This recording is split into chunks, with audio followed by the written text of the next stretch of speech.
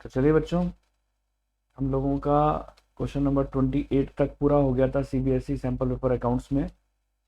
और आज है हमारे पास क्वेश्चन नंबर 29। तो देखिए बच्चों, क्या बोलते हैं क्वेश्चन नंबर 29 के अंदर लिखा हुआ है, insurance claim received by Albert company limited, ठीक है, of rupees 5 lakh for loss of machinery due to theft. आपको किसके रिसीव हुए हैं? इंश्योरेंस क्लेम से रिसीव हुए हैं, ठीक है, लेकिन लॉस बाई थेफ्ट हो गया था। तो ये क्या कहलाता है? हमारा एक्स्ट्रा एक्स्ट्रा ऑर्डिनरी आइटम। ये कैश फ्लो का क्वेश्चन है और ये ऐसे मामले में एक्स्ट्रा ऑर्डिनरी आइटम्स कहलाते हैं, ठीक है जी। तो क्या ट्रीटमेंट करेंगे अपन इसका? 5 lakh rupees for the loss of machinery due to theft.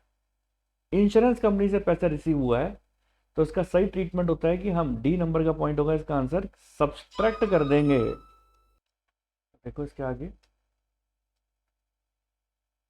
तो सब्सट्रैक्ट कर देंगे, subtracted under operating activities as extraordinary item. और ऑब्वियस सी बात है, लॉस किसका हो रहा है? मशीन का। और मशीन के लॉस होने पर जो आपको इंश्योरेंस कंपनी से पैसा मिलेगा, तो उसको आप एज एन इनफ्लो, क्योंकि पैसा तो आया है, तो उसको अपन एज एन इनफ्लो कहाँ दिखाएंगे? इन्वेस्टिंग एक्टिविटीज में। तो इसका आंसर क्या हो जाएगा? डी। तो उम्मीद करता हूं आप सभी को समझ में आया होगा। तो चलिए बच्चों, अब है देखो इसका और वाला क्वेश्चन, ऑल्टरनेटिव क्वेश्चन। तो ऑल्टरनेटिव क्वेश्चन देखो क्या बात बोलता है, क्वेश्चन नंबर 29 का लिखा है, company issued 20,000 9% debenture of 100 each, ठीक है, एट 10% डिस्काउंट।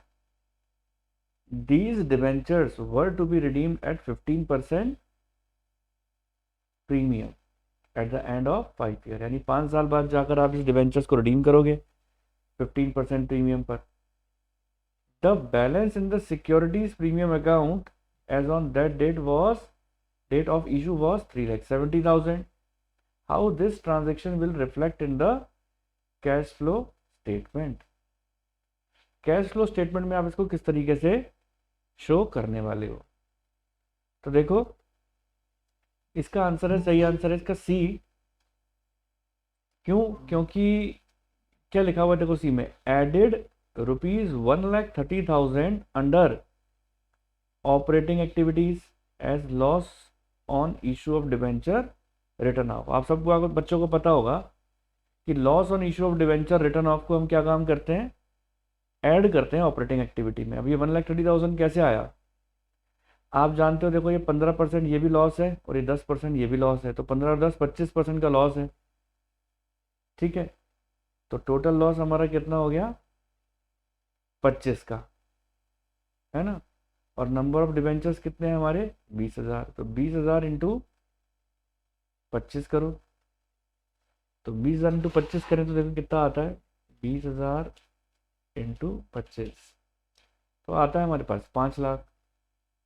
और हमारे पास सिक्योरिटीज प्रीमियम अकाउंट में ऑलरेडी कितने पड़े हैं? 3,70,000। ये भी क्वेश्चन में हमें दे रखा है, ये देखो 3,70,000 लिखा हुआ है ना, तो वो अपन माइनस कर देंगे। तो 5 लाख में से अगर हम 3,70,000 माइनस करें तो 1,30,000 आता है। तो net loss on issue of debenture हमारे पास कितना बचा? 1,30,000, जिसको अपन ऑपरेटिंग एक्टिविटी में से सेट दे देंगे। ये देखो, ये हो जाएगा ऑपरेटिंग एक्टिविटी में। और ऑब्वियस सी बात है, डिवेंचर्स जब आप इशू करने जा रहे हो तो 10% डिस्काउंट पर आपको पैसे मिलेंगे।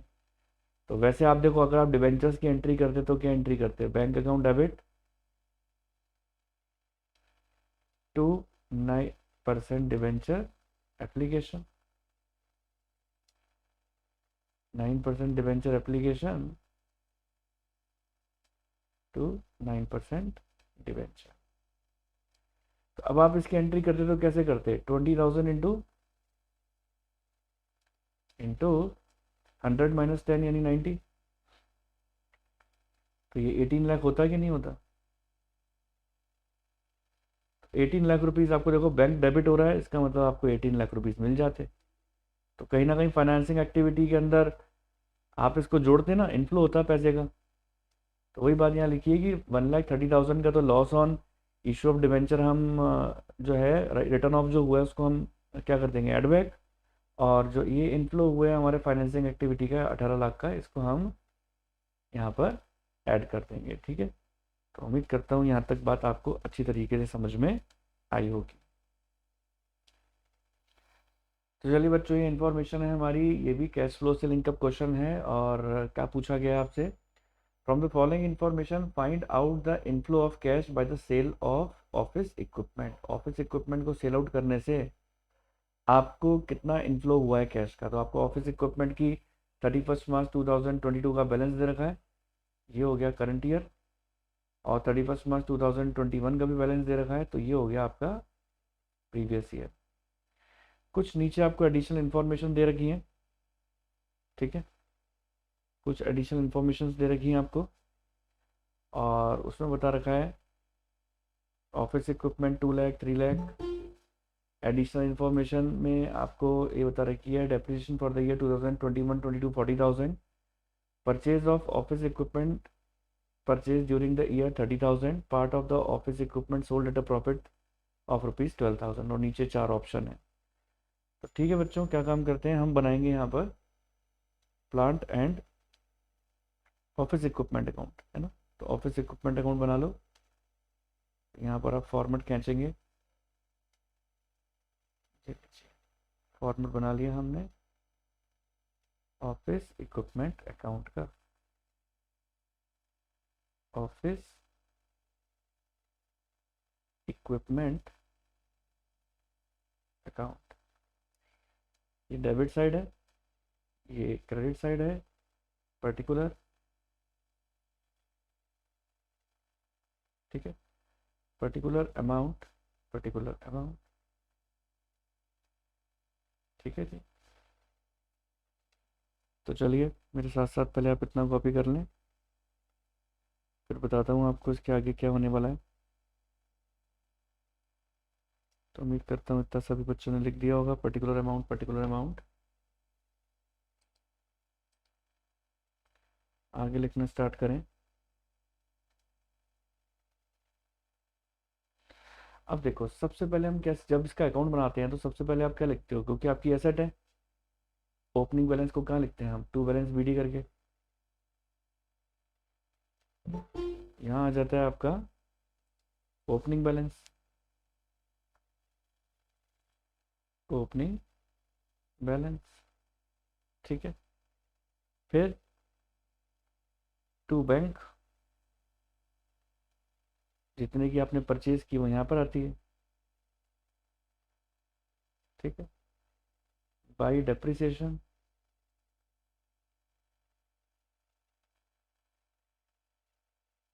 By depreciation account, by bank,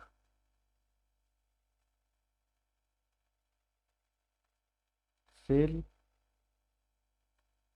to statement of profit and loss, अगर प्रॉफिट होता है तो। और यहाँ पर आपके आ जाएगा balance CD, to balance CD closing. अब देखो, सबसे पहले आपको क्या चीज़ लिखी हुई है, आपको क्वेश्चन के अंदर लिखना है ये ओपनिंग और क्लोजिंग बैलेंस। तो सबसे पहले ओपनिंग बैलेंस दे रखा है 3 लाख रुपीज़, हमने यहाँ लिख दिया 3 लाख। क्लोजिंग बैलेंस कितना है, 3 लाख के बाद तो ओपनिंग हो गया, क्लोजिंग ये वाला हो गया 2 लाख का। तो यहाँ हम दिखा देंगे 2 लाख रुपीज़, ठीक है। इसके बाद देखिए डेप्रिसिएशन लिखा हुआ है 40,000 का है, तो बाई डेप्रिसिएशन आपका 40,000 हो जाएगा, क्योंकि कैश फ्लो के हमने इसी तरीके से अकाउंट बनाना सीखा है। 40,000 हो जाएगा। Purchase of office equipment purchase during the year 30,000, तो आपने ऑफिस इक्विपमेंट कितने का परचेज किया है, 30,000 का, वो यहाँ आ जाएंगे। देखिए आगे, part of the office equipment sold at a profit of 12,000, आपने ऑफिस इक्विपमेंट को के पार्ट को परचेज किया 30,000 में, तो वो अपन लिख चुके हैं 30,000, लेकिन सोल्ड भी कर दिया ऑफिस इक्विपमेंट एक 12,000 रुपये में, 12,000 के प्रॉफिट में। तो 12,000 के प्रॉफिट में अपन ने सोल्ड कर दिया, तो प्रॉफिट को हमेशा यहाँ डेबिट साइड में शो करते हैं, यहाँ कर दिया। लेकिन हमने कितने का बेचा ये पता नहीं है, हमने कितने का बेचा है ये पता नहीं है अभी, तो यही तो निकालना है। तो ये कैसे निकालेंगे हम, ये निकालेंगे बैलेंसिंग फिगर से। आओ टोटल करके देखते हैं। इनका जो टोटल आ रहा है वो आ रहा है 3,42,000। ठीक है, इसमें से 40,000 और 2 लाख माइनस करेंगे तो हमारे पास जो बैलेंसिंग फिगर आएगा वो कितना आ जाएगा, 1,02,000। ये जो बैलेंसिंग फिगर आया है यही आपका आंसर है। और क्वेश्चन में भी आपसे ही पूछा गया था कि कितने का हमने बेचा है, तो हमने निकाल लिया कि हमने कितने का बेचा है, 1,02,000 का। तो उम्मीद करता हूँ ये पॉइंट भी आपको अच्छी तरह समझ में आया होगा। तो देखिए बच्चों, ये क्वेश्चन नंबर 31 है। इसके अंदर आपको क्या चीज़ें बतानी है, आपको मेन हेड और मेन हेडिंग बतानी है। लिखा है classify the following items under major heads and sub head in any of the balance sheet, if any, in the balance sheet of a company as per schedule 3 of the companies act. Companies act के according आपको उसकी headings बतानी है। तो सबसे पहले देखो आ रहा है current maturities of long term debt. तो current maturities of long term debt किसके अंदर आएगा, करंट लाइबिलिटीज में। ठीक है, और किसके अंदर आ जाएगा, शॉर्ट टर्म बोरोइंग्स में। फिर आती है फर्नीचर एंड फिक्सचर, ये किसके अंदर आ जाएगा, नॉन करंट एसेट्स में। और किस में आ जाएगा, प्लांट प्रॉपर्टी एंड इक्विपमेंट की हेडिंग में आ जाएगा, टेंजिबल एसेट में, टेंजिबल हेड्स में। फिर आती है बात provision for warranties. Warranties, warranty हमेशा ज़्यादा टाइम तक के लिए दी जाती है, तो ये नॉन करंट लाइबिलिटीज़ में आएगा, लॉन्ग टर्म प्रोविजंस में। फिर आती है बात income received in advance. Income received in advance किसके अंदर आएगा, करंट लाइबिलिटी में। ठीक है, अदर करंट लाइबिलिटीज़ की हेडिंग में। कैपिटल एडवांसेस, कैपिटल एडवांसेस किसके अंदर आएगा, नॉन करंट एसेट्स में, long term loans and advances. ठीक है जी। Advances recoverable in a cash within the operating cycle. तो जो चीज़ ऑपरेटिंग साइकिल के अंदर अंदर होती है तो वो किसके अंदर आती है, करंट एसेट्स में। करंट एसेट्स के अंदर कौन सी हेडिंग में आ जाएगा, short term loans and advances. इस तरीके से बस आपको हेडिंग्स एंड मेन हेडिंग बतानी है। 3 नंबर का क्वेश्चन है, अपने आप में एक बहुत ही बेहतरीन क्वेश्चन। तो उम्मीद है आपको सबको समझ में आया होगा। और अब आती है बात क्वेश्चन नंबर 32 की। देखिए ये है क्वेश्चन नंबर 32, लिखा है Lala limited and Bala limited.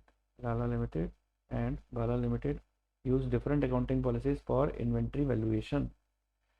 These variations, they leave a big question mark on the cross-sectional analysis and comparison of these two firms was not possible.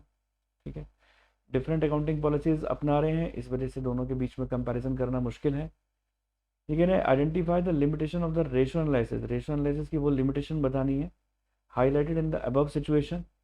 Also explain any two other limitation of ratio analysis as a part identified above. तो लिख लो, पहला इसके अंदर आ जाएगा आपका क्या limitation है, ratio analysis की है, वेरिएशन आ रहा है किसके अंदर, वेरिएशन ऑफ अकाउंटिंग प्रैक्टिस। इस वजह से हम आपस में दोनों को कंपेयर नहीं कर पा रहे हैं। तो वेरिएशन ऑफ अकाउंटिंग प्रैक्टिस, ये तो हो जाएगा इसका पहला। और 2 अदर और लिमिटेशन बताने हैं। पहला लिख लो, ignore price level changes.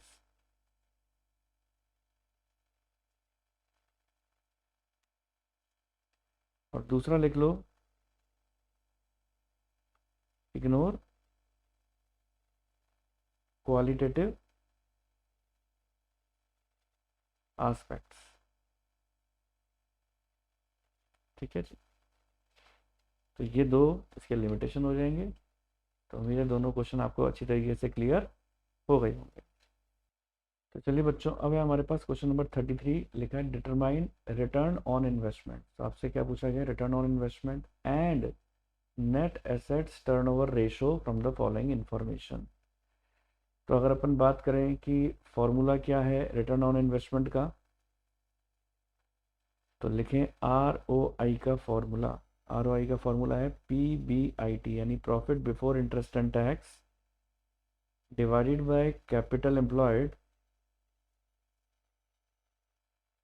Divided by capital employed into 100।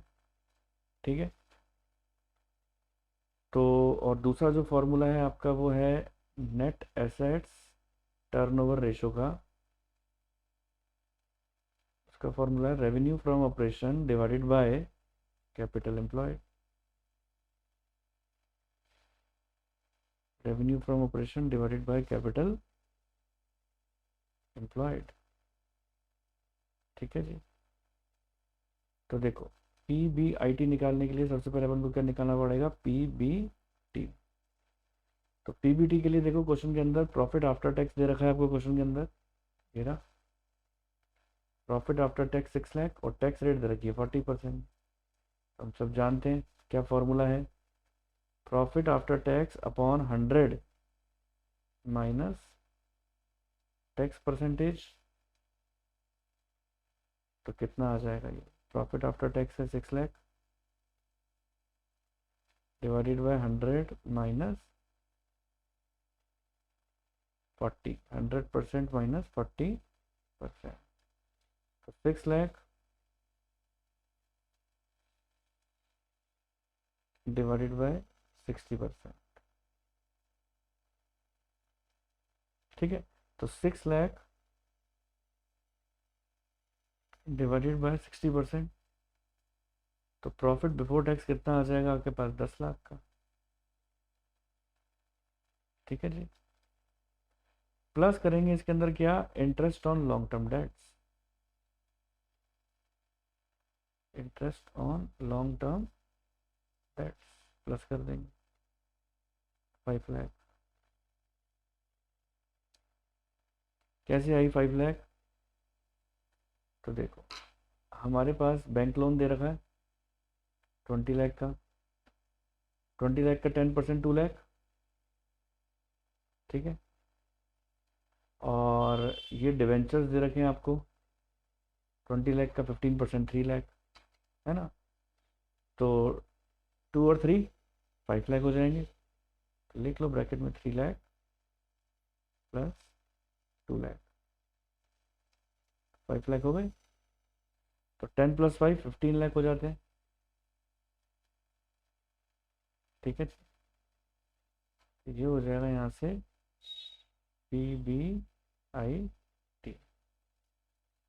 अब PBIT तो आपने निकाल लिया, अब वैल्यू पुट कर सकते हैं।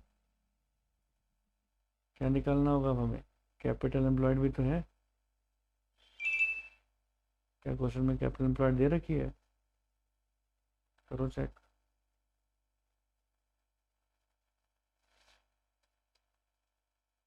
कैपिटल एम्प्लॉयड निकालने के लिए हमें जोड़ना पड़ेगा सबको, डिवेंचर्स भी जुड़ जाएंगे, सारे जुड़ जाएंगे। आओ जोड़ कर देखते हैं। Calculator open. तो क्या क्या चीज़ें जुड़ेंगी, इक्विटी शेयर कैपिटल दे रखी है 40 लाख की। ठीक है। प्रेफरेंस शेयर कैपिटल दे रखी है 30 लाख की, 70 लाख हो गया। डिवेंचर दे रखे हैं 20 लाख के, वो भी जोड़ दिया अपन ने। ठीक है। प्लस 20 लाख का बैंक लोन हो गया। एक सेकेंड, रिजर्व सरप्लस जुड़ते हैं 10 लाख के, 10 लाख का ये हो गया 1 करोड़। और फिर और क्या हो जाएगा, प्रॉफिट बिफोर टैक्स आया था हमारा 10 लाख का, वो भी जुड़ जाएगा। 10 लाख अभी भी नहीं आया, अब देखते हैं। देखिए बच्चों, क्या क्या चीज़ें जुड़ेगी, एक बार फिर से जोड़कर देखते हैं। देखो सबसे पहले जुड़ेगा डिवेंचर, डिवेंचर है 20 लाख के, हो गए। फिर फिर जुड़ जाएगा प्रेफरेंशियल कैपिटल 30 लाख का प्लस 30 लाख। फिर जुड़ जाएगा इक्विटी शेयर कैपिटल 40 लाख के। फिर रिजर्व एंड सरप्लस 10 लाख के। ठीक है, कितने हो गए टोटल? ये हो गए 1 करोड़। और बैंक लोन भी आ जाएगा 20 लाख का।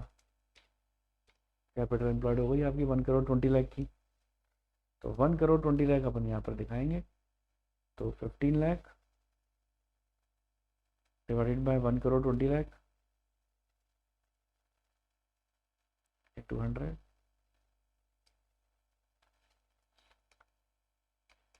15 lakh divided by 1 crore 20 lakh into 100, ये आ जाएगा 12.5। और ऐसे ही नेट एसेट्स टर्नओवर रेशो में आप क्या देखेंगे यहाँ पर 3 करोड़ 75 लाख में से सबसे पहले आपको 15 लाख घटाना पड़ेगा। तो कितने आ जाएंगे 3 करोड़ 60 लाख। और आप लोग निकाल ही चुके हो कैपिटल एम्प्लॉयड तो 1 करोड़ 20 लाख का कर लो, ये आ जाएगा आपके पास 3 टाइम। ठीक है जी, तो इस तरीके से क्वेश्चन नंबर 33 भी आपका इजीली सॉल्व हो जाएगा। तो उम्मीद करता हूँ सबको अच्छी तरीके से समझ में आ गया होगा।